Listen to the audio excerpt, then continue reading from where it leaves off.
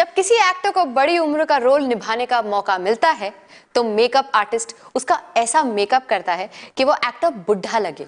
Shoot खत्म और makeup उतरने के बाद वो एक्टर फिर से जवान।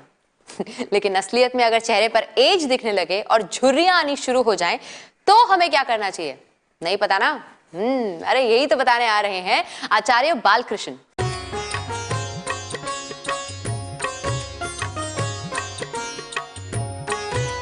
यह एक अर्जुन आपके विभिन्न रोगों के लिए बहुत ही दिव्य औषधि है। इसका आप प्रयोग कर करके इसको आप अपने जीवन में अपना करके यह आपके लिए फलदायी हो सकता है। आप सुखी हो सकते हैं, निरोग हो सकते हैं। आइए इसका प्रयोग करके हम इन सब रोगों से बचें। मुख पाक में यदि मुंह में फोले हो गए हैं, अंदर मुंह सड़ने लगा है, गम्स में बहुत परेशानी आई है, तब भी यदि इस ताज़े छाल को आप कूट करके इसका काढ़ा बना करके यदि आप कुल्ला करते हैं तो इससे जो मुख पाक की व्याधि है, मुख के अंदर जो इन्फेक्शन है, उसको आप समूल समाप्त कर सकते हैं। जड़ से उस बीमारी में इससे आप लाभ प्राप्त कर सकते हैं। और इतना ही नहीं, कान में पीड़ा हो, अर्जुन की ये कोमल पत्तियाँ, इन पत्तियों को तोड़ करके फिर आप उसका रस निकाल करके यदि 4-4 बूंद कान में डालेंगे तो आप देखेंगे कि आपका जो कर्ण रोग है, कर्ण पीड़ा है, वह शांत हो जाएगी। बहुत ही उत्तम औषधि है इसकी पत्तियों का रस कान में डालने से।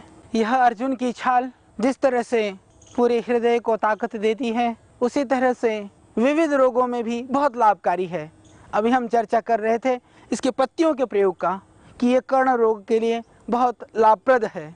इसके अतिरिक्त मुख की जो झाइयाँ हैं, पिंपल्स है, दाग है, उसके लिए भी आप इसको घिस करके चंदन की तरह से पत्थर पर घिस करके फिर आप यदि चेहरे पर लगाते हैं तो इससे झाइयों से मुक्ति हो जाएगी। जो काम विविध तरह के आपके कॉस्मेटिक नहीं कर सकते, जो आपके नाना तरह के सौंदर्य प्रसाधन नहीं कर सकते, सिर्फ अर्जुन के छाल को घिस करके यदि आप चेहरे पर लगा लेते हैं तो उससे वह सौंदर्य आपको प्राप्त हो सकता है। बहुत ही अच्छा दिव्य प्रयोग है।